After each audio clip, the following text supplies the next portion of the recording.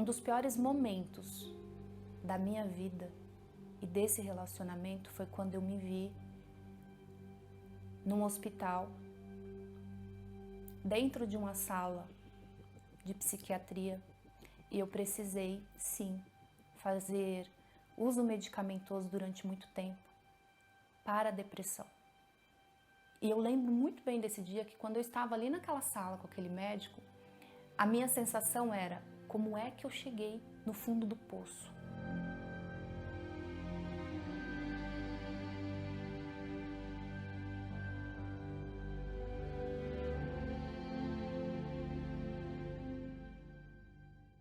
Eu tinha 17 anos quando nos conhecemos e foi por acaso, estava dando uma volta ao shopping e nos conhecemos.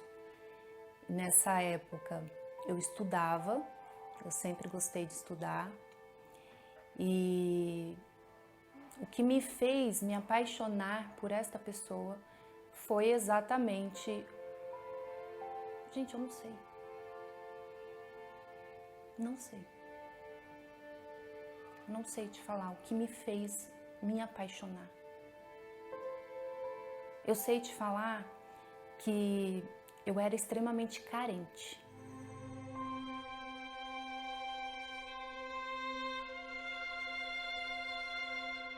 No início, logo quando nós nos casamos, ele começou a ter muitos momentos de ausência. Então ele ia trabalhar e chegava sempre depois do horário. Eu me sentia extremamente sozinha. Houve momentos em que eu passava mal e eu não tinha o mínimo de atenção e de cuidado, muito pelo contrário. O comportamento dele sempre foi tóxico, mas nessa época eu normalizava isso. Para mim era o jeito dele. Eu achava que era a maneira dele ser. Ele me afastou dos meus amigos, me afastou da minha família. Então houve esse afastamento porque ele sempre priorizou o fato de que nós tínhamos que morar longe. E ele sempre se incomodava com o fato de eu estar em contato com pessoas que eu gostasse, seja amigos, seja a minha própria família, meus pais. Ele me trazia sempre para baixo. Não tinha validações, não tinha elogios. Era muito difícil eu sair, por exemplo, me arrumar e ele me olhar e falar: nossa, como você está bonita. Não tinha isso. Então eu não era validada, eu não era, em nenhum momento eu me sentia vista, percebida ou amada nessa relação, e era esse amor, esse afeto, essa validação que eu buscava o tempo inteiro.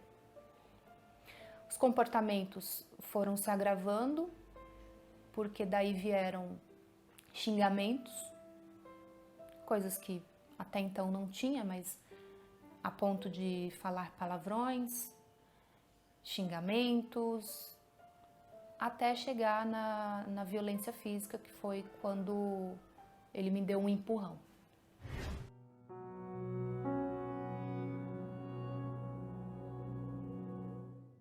Eu sou muito próxima da minha mãe, isso é uma coisa indiscutível. Quando os meus pais brigavam muito, eu queria pegar a minha mãe e ir embora com ela. Só que eu não conseguia pegar a minha mãe, e eu não conseguia ir embora com ela. Eu não tinha esse poder. Então eu me sentia muito perdida.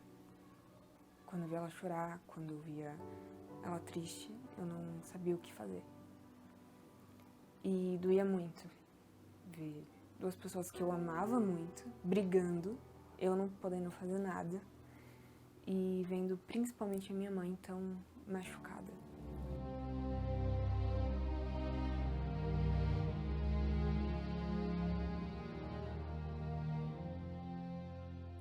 Eu sempre procurei agir conforme os meus princípios e valores. E a família, para mim, sempre foi um valor muito grande. Então, a separação e o divórcio significavam para mim uma perda muito grande, fracasso. E eu tinha muito medo do julgamento das pessoas. O que as pessoas vão falar? Na minha família isso não é comum. As pessoas não se separam. Durante muitas brigas, ele me convencia de que ele era a única pessoa que ia me amar, que ninguém ia me amar como ele me amava.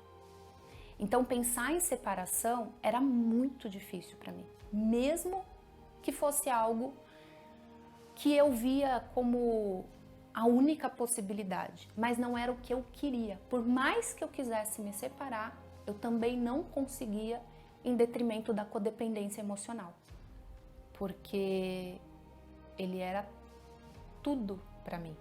Naquele momento, ele era como o ar que eu respirava, eu precisava da presença dele para eu me sentir bem.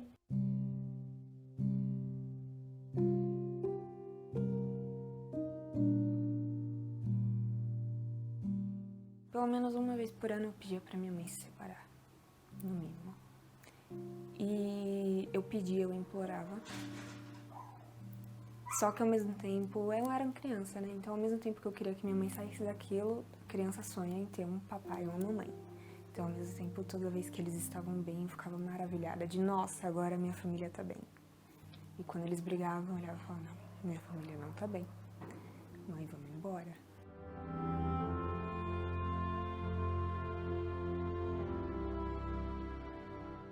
Eu só pensava que a única coisa que eu precisava era de ter um relacionamento feliz. Durante muito tempo eu me abandonei. Nessa época eu anulei todos os meus projetos, todos os meus sonhos, porque eu vivia em detrimento dessa pessoa e dessa relação. Eu não pensava em mim. Então,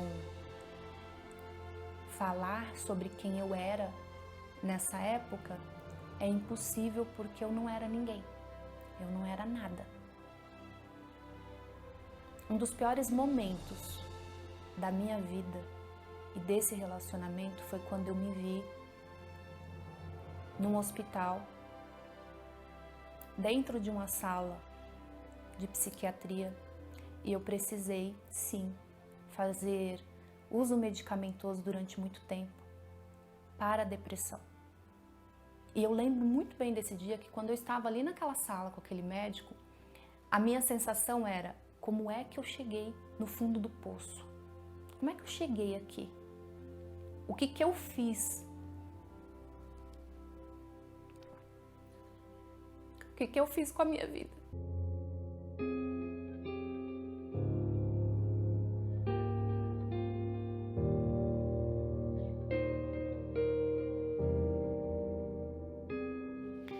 Sair dessa relação foi extremamente libertador. Foi, de fato, me reencontrar.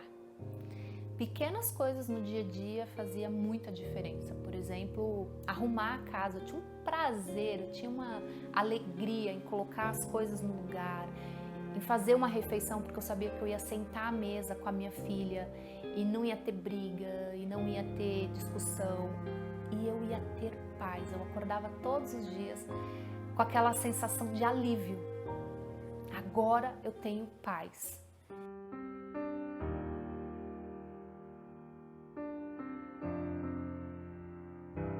Como eu estava extremamente distante das pessoas, então eu vivia em extrema fragilidade. E estar próximo à minha família foi um dos recursos que eu tive para me fortalecer. Então, busquei minha rede de apoio, retomei ao mercado de trabalho, porque durante muitos anos eu fiquei desempregada. E quando eu me vi, principalmente, retomando a minha vida, morando no lugar que eu queria morar, próximo às pessoas que eu realmente sabia que gostavam de mim, quando eu me vi com essa rede de apoio, eu fui me fortalecendo. Eu não acreditei. Porque já tinham acontecido tentativas, então quando ela me falou isso, eu falei, tá bom, de novo isso. E eu não acreditei. E quando caiu a ficha, doeu. Porque era uma coisa que eu queria por tanto tempo, que eu olhava e falava, meu Deus, agora a minha vida vai mudar e minha mãe, a gente vai ser só eu e ela, e eu vou ver ela diferente, a vida dela diferente. E por algum motivo doeu. Acho que aquele sonho infantil de meu pai, minha mãe e eu morreu. E não era que era uma coisa triste, era uma coisa boa, porque papai, mamãe e eu não funcionava. Só que na minha cabeça era, tá, não vou ter mais os dois juntos como um casal. Então foi uma quebra de tudo aquilo que minha mãe falava que um dia vai acontecer e que, querendo ou não, acabou me iludindo um pouco, quebrou. E quando quebrou doeu um pouco, mas doeu muito pouco, pra ser sincera.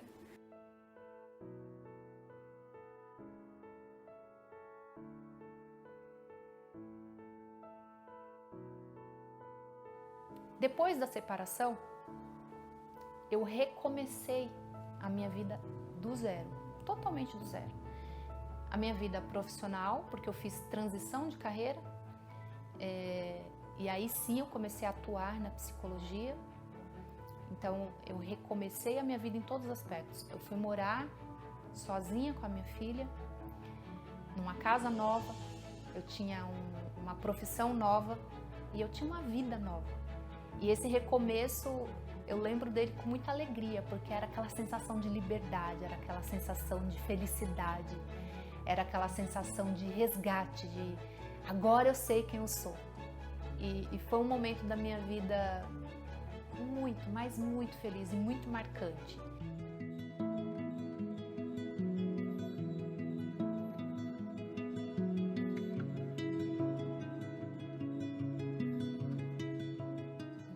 Assim que eu saí dessa relação, uma das coisas que eu fiz foi retomar toda a minha vida. Então, uma das coisas que eu retomei foi os estudos. E eu fui fazer pós-graduação. Então, eu fiz várias especializações. Eu fiz especialização em saúde mental e eu fiz especialização em terapia de casal e família. E eu comecei a entender a dinâmica familiar. Comecei a entender por que as pessoas passavam por isso, da onde que vinha essa história. Se você teve que ser boazinha, se você é codependente emocional, você atrai parceiros. É um desafio muito grande, porque apesar de eu conseguir separar o que é meu do que é do outro, eu vivi a minha história, mas quando eu estou com essas pessoas, não é mais a minha história, é a história de cada pessoa. Então eu preciso olhar para a individualidade de cada uma dessas mulheres, olhar para a história de cada uma delas, e eu tenho muita clareza de que é a jornada que elas estão construindo. E por mais que sejam histórias parecidas com a minha, não é a minha, não sou eu, é a história de cada um.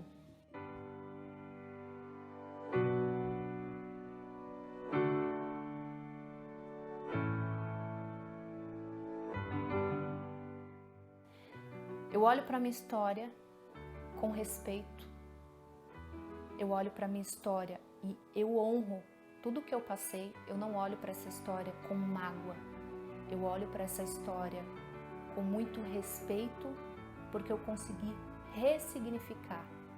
Hoje eu vejo a minha mãe como mulher, porque eu acho que antes eu não entendia o que era ser mulher até pela minha idade, mas hoje eu vejo minha mãe como mulher. Porque você não pode ser só esposa, você não pode ser só mãe, você tem que ser mulher. Mulher, você. Quem é você sem o seu marido?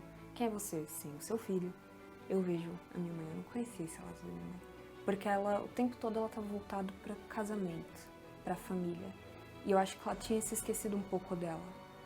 E aí eu vejo hoje ela como mulher. Como quem é a minha mãe sem ser a minha mãe. Quem é a Daiane? Eu vejo isso.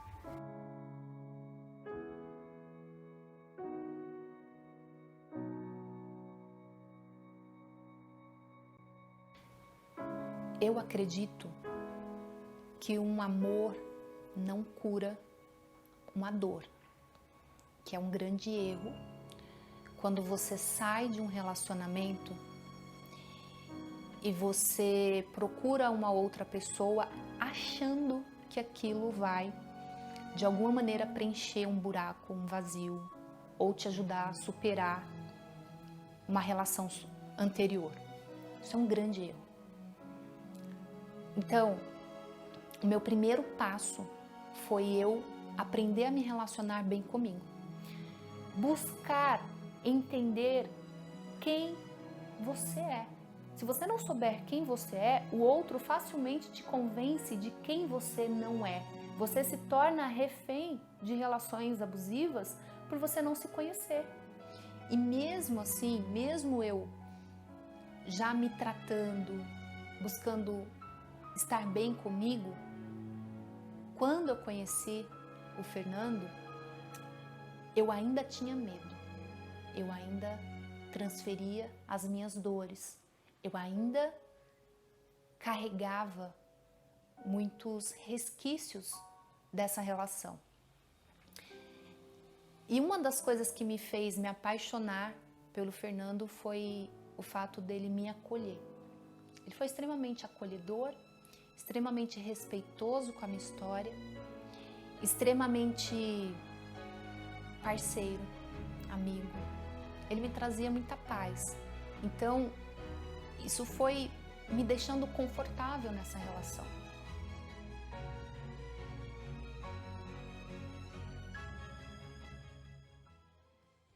Eu sou a Daiane Ribeiro.